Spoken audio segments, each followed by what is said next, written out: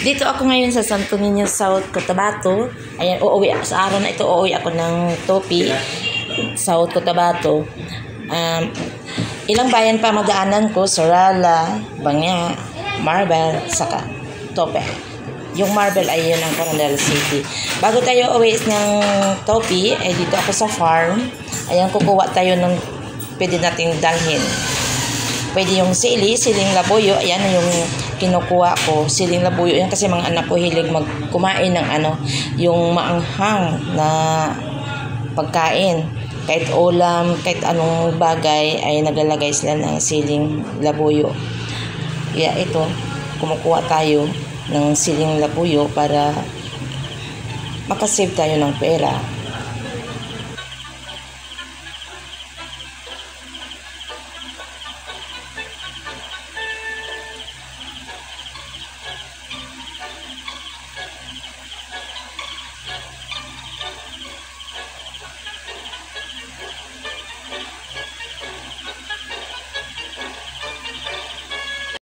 Tapos naghanap pa tayo ng iba pang dadalhin natin. Ayan, hanggat napansin ko yung saging sa dati kong kulungan ng baboy. Yan ang dati kong kulungan ng baboy noong 1990s pa yan. Ayan, tinatago nila doon. Iwan ko sa kanila sa kadaming bunga ng mga saging. Ayan, nakikita nyo, may mga puso pa. Ayan.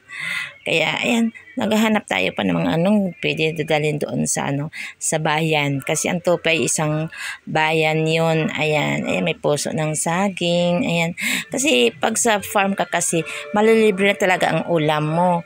Basta marunong ka lang dumiskarte sa farm. Hindi mo na kailangan pa magbili ng ulam sa market.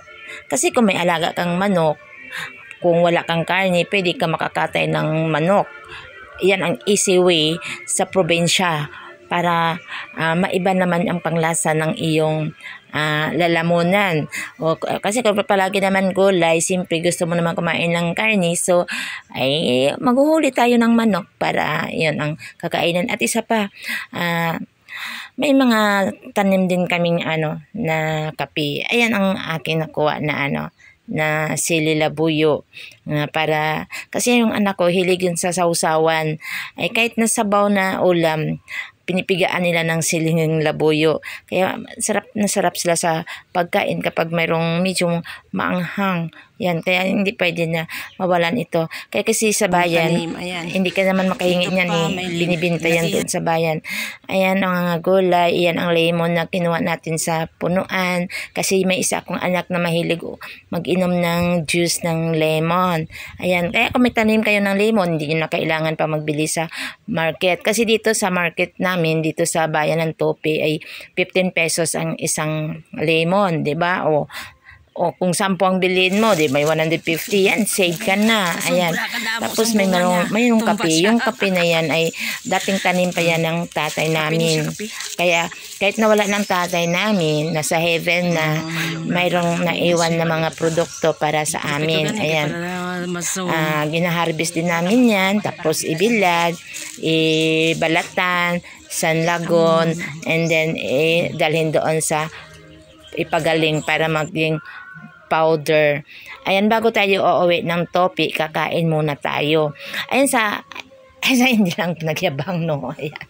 Mahirap kami pero abunansya kami sa ulam kasi siyempre yung mga kapatid mo magluluto, magbibigay din.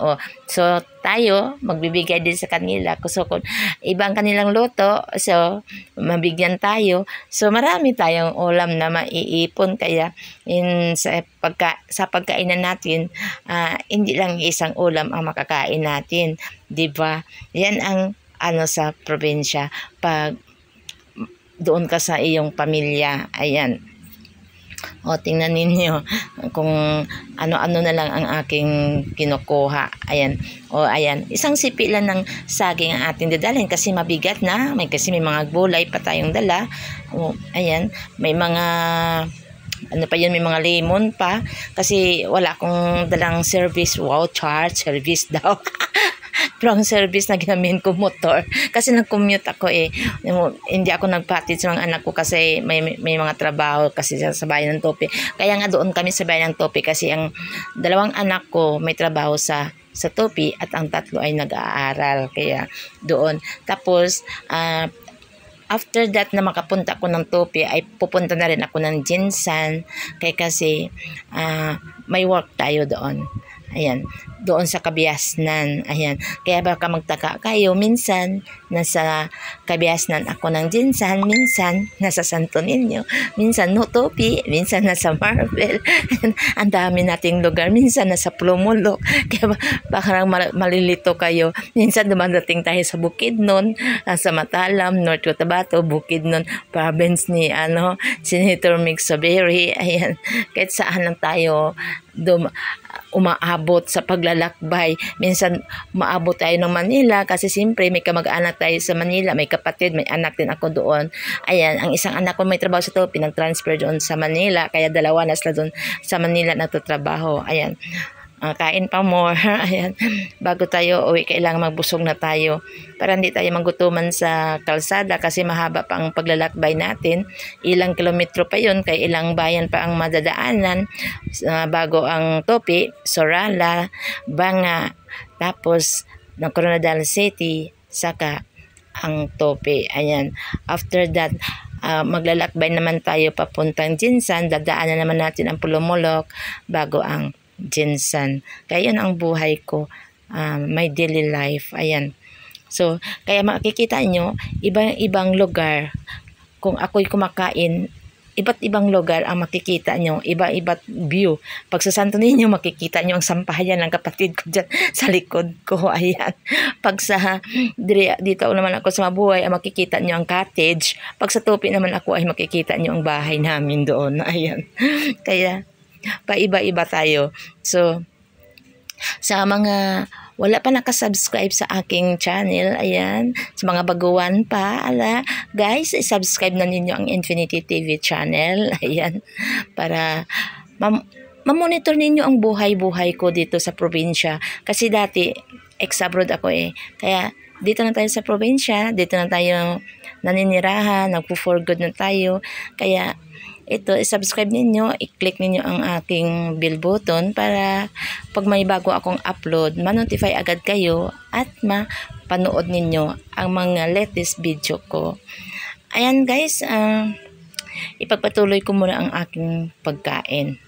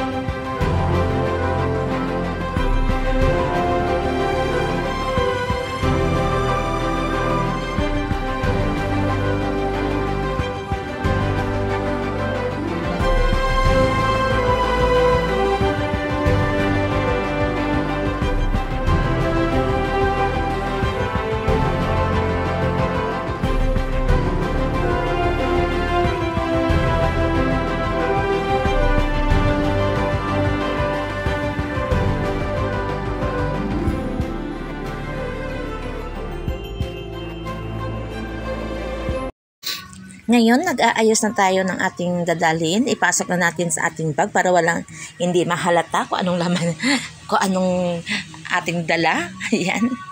Ilagay na natin sa loob yung mga prutas, gulay. Ayan. Ating ipapasok sa bag. Ayan. Para parang wala lang. At ilagay natin sa ating likod. At easy walk lang tayo. At hindi alam ng mga tao kung ano ng ating mga dala-dala. Ayan. Kahit sa mabigat, hindi mahalata mabigat kasi simple pakbag naman yan eh. Yan. So, ayan, nang magliligpit tayo, may dala pa ako ng yung isda na tilapia na galing sa pispa ng aking kapatid. Ayan. So, malibre na ang ulam ng mga anak ko, prutas, yun. So, ito, maghahanda na tayo kasi uuwi na tayo ng Tope.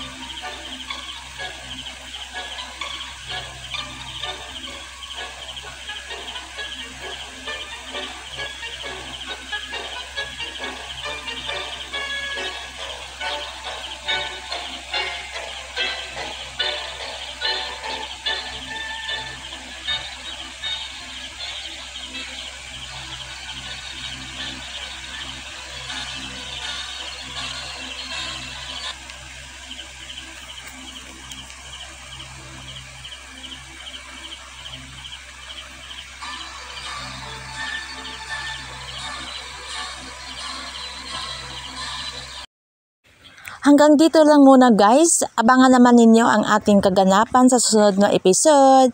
Ayan, bye-bye. Thank you for watching.